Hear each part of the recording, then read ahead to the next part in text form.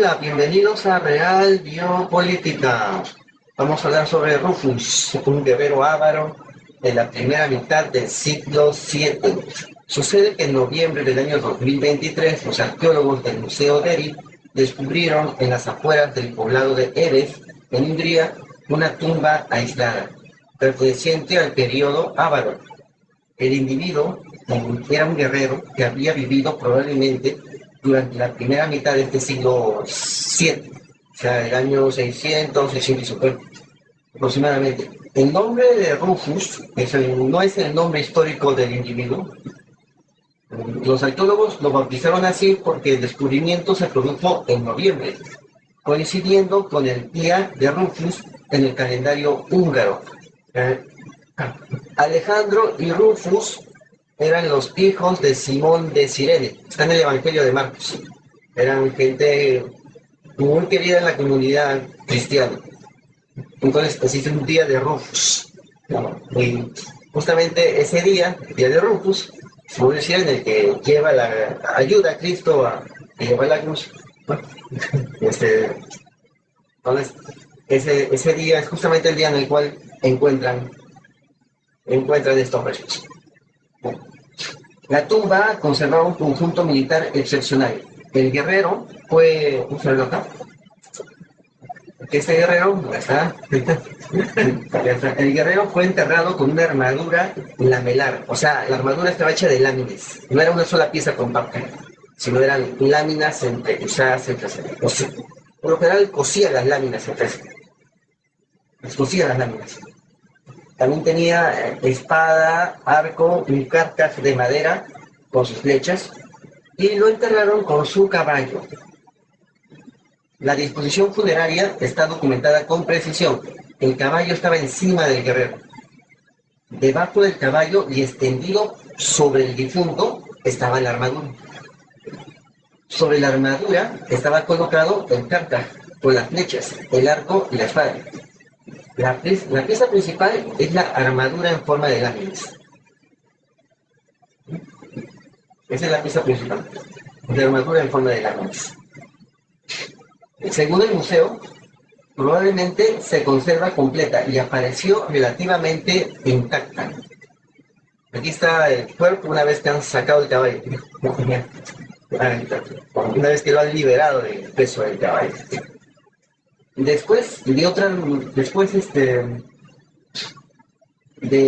Hay otra armadura encontrada por los arqueólogos, pero del otro museo, del museo de Derstedt. Es el segundo ejemplar con estas características recuperado por este equipo. O sea, este es el segundo. Ya van dos ejemplares de guerreros que han encontrado. Los arqueólogos murieron. Exceptuando los huesos del caballo, los arqueólogos extrajeron todo el conjunto en un único bloque. Lo llevaron al taller para su restauración y empezaron con el desmontaje arqueológico. Históricamente, Rufus pertenece al periodo ávaro temprano. Estamos aproximadamente medio siglo después del establecimiento de los ávaros en la cuenca de los Cárpatos en el siglo VI. El siglo VI. Aquí está. Este es el siglo VI y los ávaros se establecen aquí. Por lo tanto, el enterramiento pertenece a una fase temprana de este canato ávaro, cuando el poder de este pueblo dominaba buena parte de la llanura panónica. No solamente de la llanura panónica, también más allá. Aquí lo puedes ver. El hallazgo proporciona evidencia material directa del equipamiento de un guerrero ávaro de esa época. Caballo, armadura de láminas, espada, carcas, flechas. No es una reconstrucción moderna del armamento. Los elementos fueron encontrados asociados al mismo individuo dentro del contexto funerario. Este último punto es muy importante porque con Rufus podemos explicar cómo estaba equipado realmente un guerrero ávaro de la primera mitad del siglo VII, sin necesidad de mezclarlo con otros enterramientos. Aquí puedes ver la espada. Es una especie de sable algo curvo. Bueno, pues, el tiempo no perdona, pero esta es la espada. Entonces, aquí lo puedes ver. Ahora bien, ¿cuál es el contexto político en el cual aparece Rufus? Rufus vivió aproximadamente, vivió aproximadamente durante la primera mitad del siglo VII. ¿No? Es una etapa decisiva de este canato ávaro.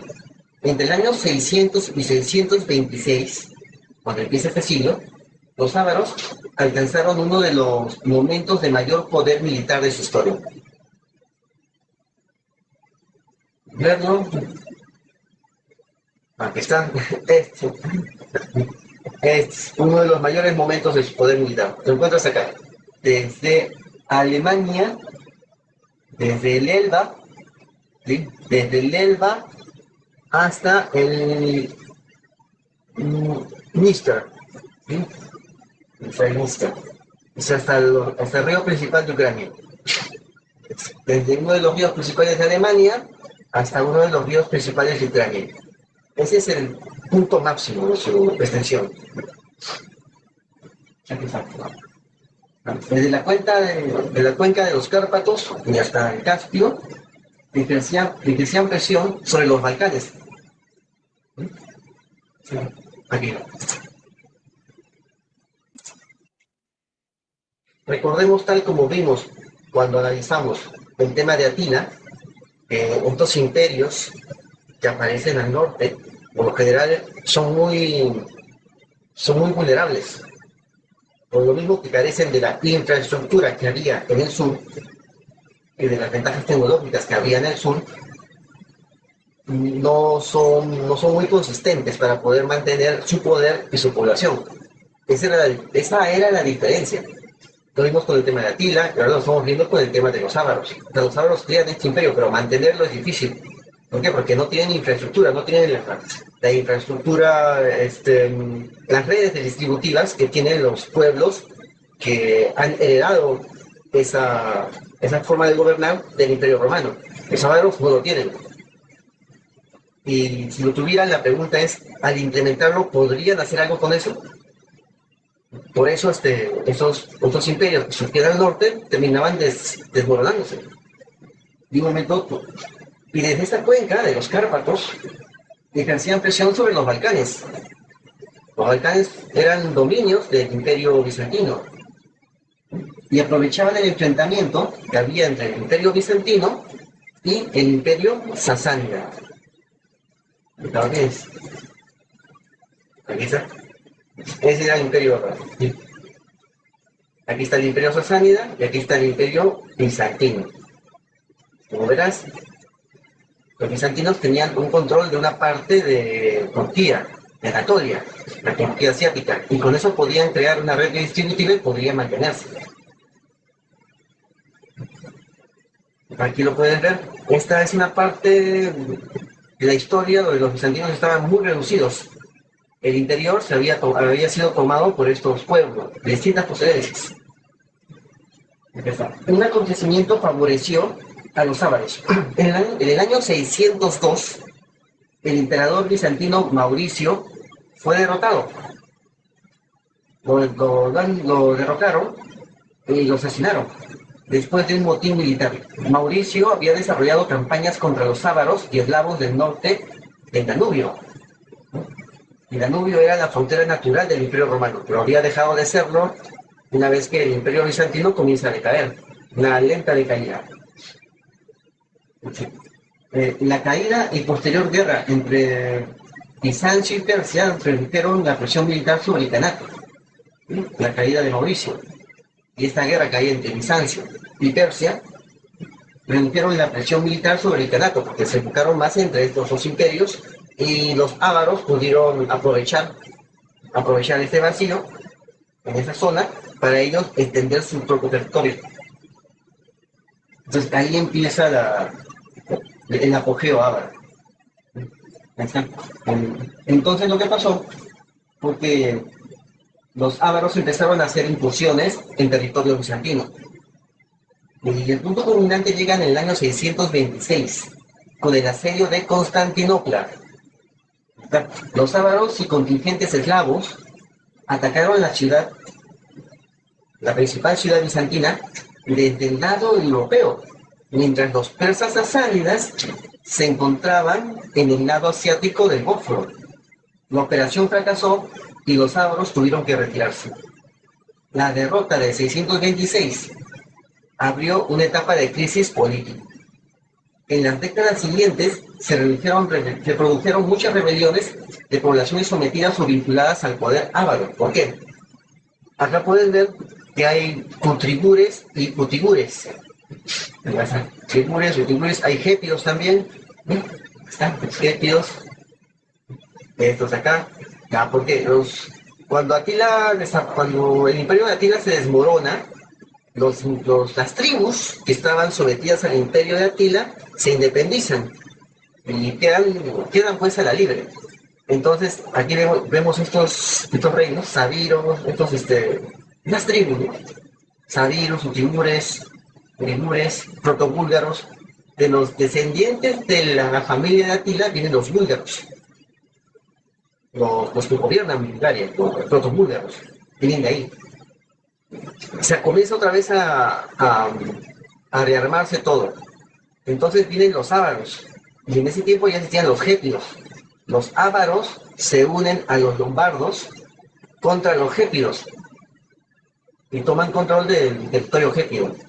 Los gépidos eran una de esas tantas tribus que estaban sometidas a Tiro y que habían dado unos cuantos magister militum a Roma. Gente de los gépidos eran también generales de alto rango en Roma. Un día vamos a hablar de eso. Entonces, toman el control, vencen a los gépidos junto con los lombardos, y una vez que toman el control del reino gépido y lo anexan, lo que sigue es atacar a sus anteriores aliados, los lombardos o longobardos. Se van contra sus propios aliados y los botan y se toman también su territorio.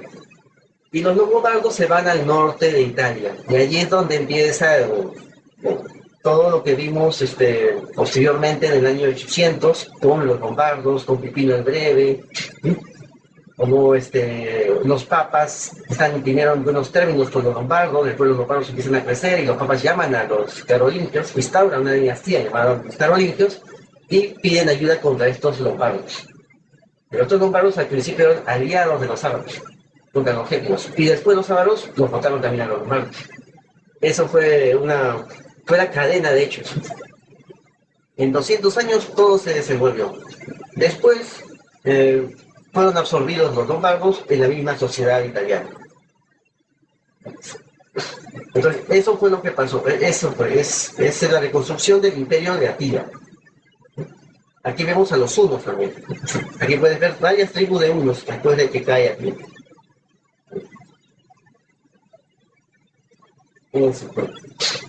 Entonces ahí vino la crisis política. En el año 626 con la derrota. Entonces, en las décadas siguientes se produjeron rebeliones de poblaciones sometidas al poder ávaro. En el oeste surgió una entidad política encabezada por Samo, mientras que en grupos búlgaros, el imperio de Samo, acá está en la parte eslava, se creó el imperio de Samo, mientras que los grupos búlgaros escaparon del control ávaro. Los búlgaros venían de Elkar, que era uno de los sobrinos de Atila. Entonces, los búlgaros también se independizaron de un lugar llamado Kubrat. Una persona llamada Kubrat consolidó posteriormente la llamada antigua Gran Bulgaria. Kubrat, Elkar, es Kubrat. Kubrat es líder de origen uno que consolida la antigua Gran Bulgaria. Y de su línea de Kubrat vienen los zares de Bulgaria. La dinastía búlgara proviene de esa línea. Por lo tanto, la datación arqueológica de Rufus es especialmente interesante. Pudo vivir durante el apogeo anterior al 626, durante la crisis posterior o atravesar ambos momentos. la datación disponible, probablemente la primera mitad del siglo VII, no permite precisar más. Su tumba debe entenderse dentro de ese contexto militar. Rufus fue enterrado con, porque ya explicamos, y no sabemos qué rango tuvo ni en qué campañas participó. Tampoco podemos afirmar que combatiera contra Bizancio. Lo que sí sabemos es que perteneció a esta sociedad guerrera ávara, precisamente durante la etapa en que el Ganato pasó de amonestar Constantinopla a sufrir una profunda crisis de su poder imperial. Y acá puedes ver los mapas. Y acá hay un punto que me llamó la atención. Esto encontraron en la tumba de Rufus, de ese guerrero ávaro. ¿Qué puedes ver acá? A ver, ¿qué pueden ver acá? Hay un patrón aquí. Es un hexágono con un círculo en el interior, es decir, un cubo de Saturno. ¿Está? Y ese hexágono tiene disimuladamente 6 puntas. Saben que existe una teoría por la cual en la tumba de Pizarro hay 6 lirios distribuidas, que están distribuidos de una forma parecida a esto, como renombrando, como haciendo un guiño a cierto origen J. Bueno, acá Rufus tiene esto, tiene ese hexágono con el cubo de Saturno y seis, acá está, 6 círculos o 6 cerraduras, acá están, 6 cerraduras alrededor del hexágono. Entonces, o sea, la pregunta es: ¿de qué origen era Rufus? Sabemos que en esa zona después aparecen los Hassans, una zona que había sido conquistada por los ávaros. ¿De qué origen era Rufus? Eso ya nos dirá la genética. Aquí puedes ver el hexágono y al otro lado puedes ver una especie de árbol de la vida, que también tiene 6 puntos, 6 círculos, una especie de árbol de la vida. ¿Lo ves? ¿Por qué mucha alusión a este número 6? Eso es lo que me llamó la atención de este guerrero de élite. Hemos visto que en muchos casos esta gente de élite tiene cierta simbología, una simbología haciendo referencias a elementos que ya hemos visto anteriormente. Ese es el misterio de Rufus. No sabemos por qué tiene esta simbología, ¿no? Pero nosotros ya conocemos de qué trata esta simbología. O sea, esto viene entonces desde hace mucho tiempo atrás. La élite con este tipo de poder. Así que ya sabes, puedes aportar en PayPal. Acá está. Dice en PayPal, Ivanoresh1, ¿sí?